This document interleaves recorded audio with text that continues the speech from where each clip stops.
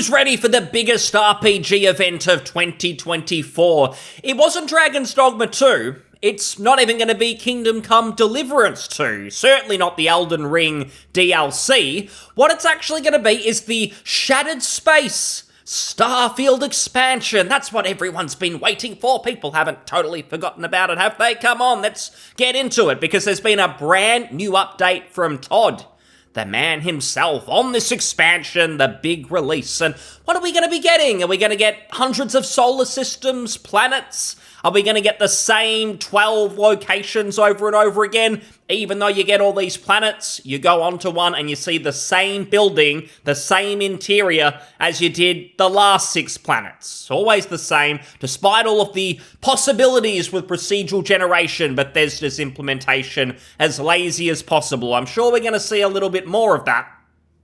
But the update itself. So basically, Todd did an interview with Kinda Funny Games, I think they're called, a YouTube channel, I assume. And it was a 40-minute long interview, probably sucking up to Todd. I'm sure he found, like, the one person who wasn't going to just clown on Starfield, make fun of him. So he went there, I'm sure they kissed his ass a bit, and he talked about the game. During the interview, Todd stated that Starfield's first expansion, Shattered Space, it'll be released in fall of 2024. Now, that wasn't really shocking news to me. Now, I'm in Australia, so fall, I assume it's the end of the year. I hope I've got that right. But end of year was what I kind of expected.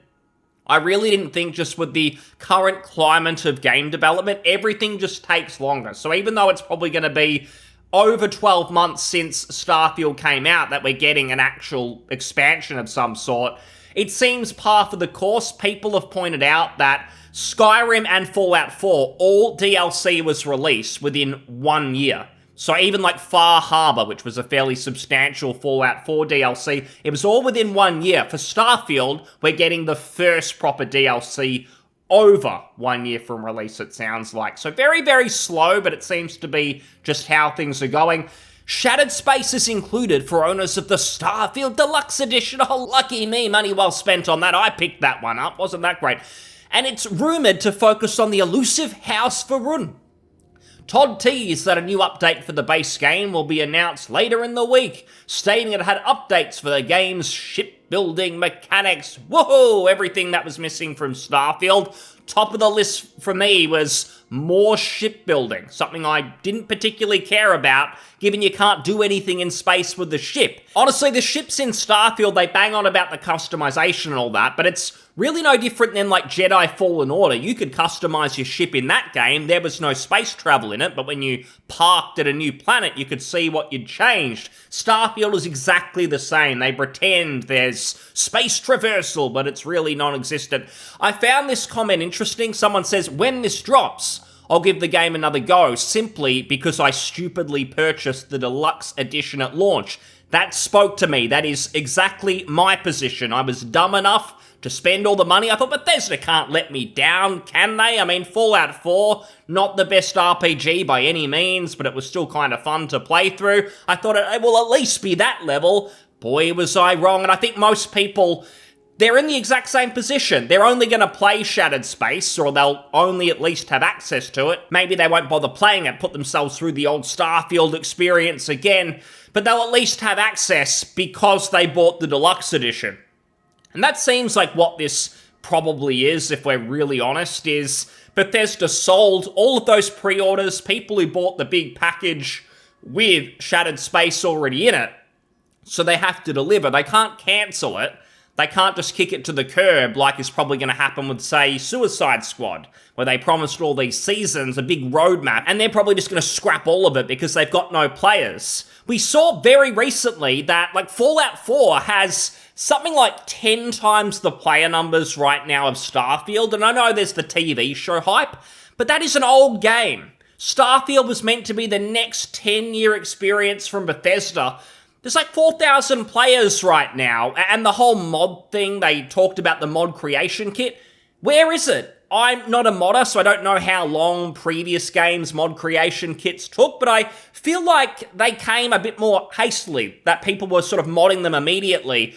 I checked on Nexus, I think it was, And I believe there was like 4 Starfield mods added last week, and there was something like 50 Fallout 4 mods, even loads of Skyrim mods. There's no TV show for the Elder Scrolls yet, so there's no sort of TV show tie-in excuse for why Fallout games are so popular right now. Skyrim's getting way more mods than Starfield, despite all that talk about this is the new one, this will replace Skyrim because Starfield, all these planets, you can do literally anything.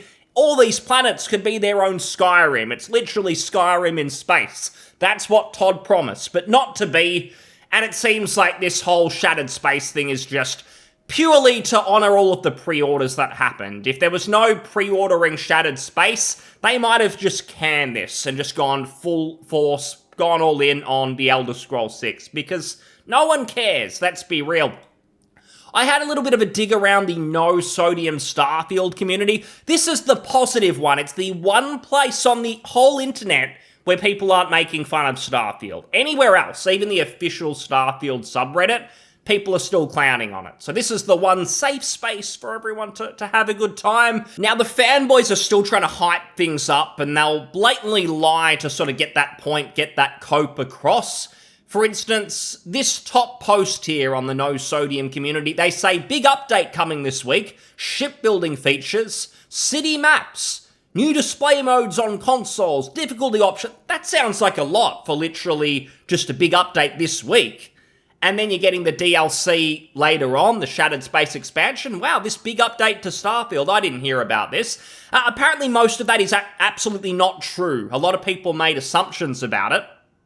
And this person actually keeps going with the cope and says Todd Howard also said that he is aware that many players want a more Fallout and Elder Scrolls-like exploration experience, and the team is working on this. Wow, that's what was missing from Starfield, right? You can't really explore like you can in a Skyrim or something. They're going to add that to Starfield? Incredible. I found that a bit fishy, because that's not going to work. A lot of game developers themselves have said this. Many have said about Starfield, it's not something that a simple mod or a patch can fix. The game is just fundamentally broken in a way that just makes it not fun. It's been built from the ground up around procedural generation. You go to a planet and it's randomly generated, although that's generous because it's like randomly generated through just a handful of particulars. I mentioned that there's only so many unique locations you can explore, so you might go to 5 planets, but you see the same cave 7 times, the same building with the same enemies 3 different times. That's one of the biggest problems. Maybe some of this could have been salvaged if there were hundreds of planets, but there were thousands of unique locations to explore. But that didn't happen.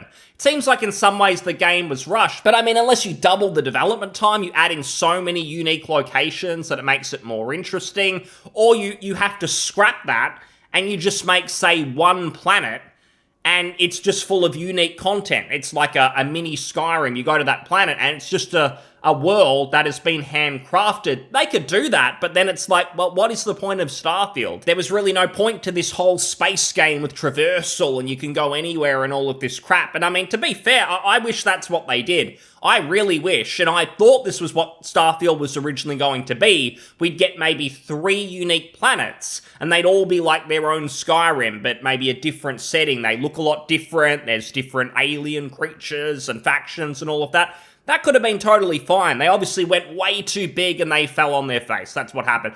But again, this person is basically lying about what Todd Howard said in the interview. He never actually said they're going to be adding Fallout Elder Scrolls Exploration. And I'll give you some detail on that. This post basically breaks down, don't believe the people hyping up this update, because just to clarify, there's going to be an update this week, a genuine update to Starfield, and then the DLC later in the year. So an update right now, then the DLC later. But this update people are hyping up this week, it's probably going to be small, and people are just trying to pretend, oh, Todd and the team, they're cooking, it's going to be incredible. No, that's not what's happening.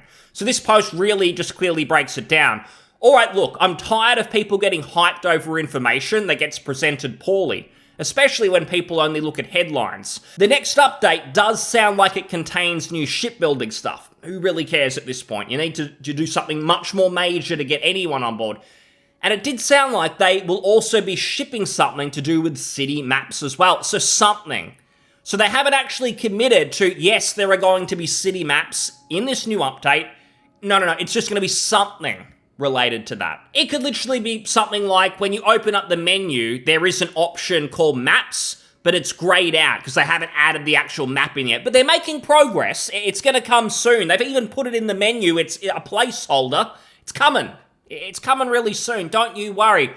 I'm not sure about that. It doesn't sound like city maps are definitely going to be implemented. But if they prove me wrong, well done, Todd. However, everything else that they're talking about with this big update this week, it's all, we're looking to add these things in the future kind of way. That's the wording. They're not actually saying they're in the next update. So it sounds like in the 40-minute interview Todd did, maybe he got asked a bunch of questions or he came out with some of this stuff. He just kind of said, oh, we're thinking about this. We might add this in the future.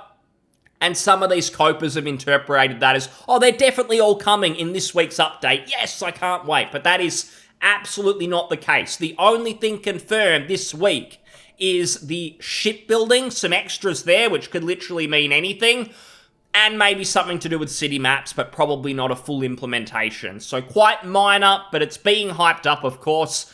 Also, Todd does address that some players didn't like Starfield's way of exploring, but it doesn't say that they are working on it. So he never said he was going to fix the exploration. He says that it's understandable where these players are coming from and that trade-offs are made in pursuit of their vision for a sci-fi game. So again, just more marketing, business speak. We understand, we can hear your concern, but we're not doing anything about it. We're basically just going to move on to the Elder Scrolls 6. You're stuck with Starfield. If you bought the Deluxe Edition, pity on you. We're going to deliver the Shattered Space expansion, and we're going to do the bare minimum. That is honestly what I think with Shattered Space. I can't imagine they're going to do like a full relaunch. They're going to do everything they can to make it like the next Cyberpunk, where we've changed our opinion completely because of this great content that they've delivered. I don't think they're going to do that. I think at the end of the day, somewhere along the line where they were developing Starfield, they realized that they had a turd on their hands. I honestly believe that because of talk about how a year before release, they were struggling to find a way to make it fun. They said something to that effect, and that just made my ears prick up to kind of think, I don't know if they've kind of given a half-truth here, where they just realized as they were making it, this just isn't fun. And that is the fundamental problem with Starfield. You can break down all these little problems with the game, but you just play it. It's not very enjoyable. I've said it's more of an RPG than even Fallout 4. But Fallout 4 is much more fun to play. You can have a decent time with it while acknowledging it's a terrible RPG, really, but you're running around going into dungeons that are handcrafted, looting things, more enjoyable than Starfield. I think that's just the case for most people. So I think they're going to drop this like a hot potato. They talked about doing updates every 6 weeks.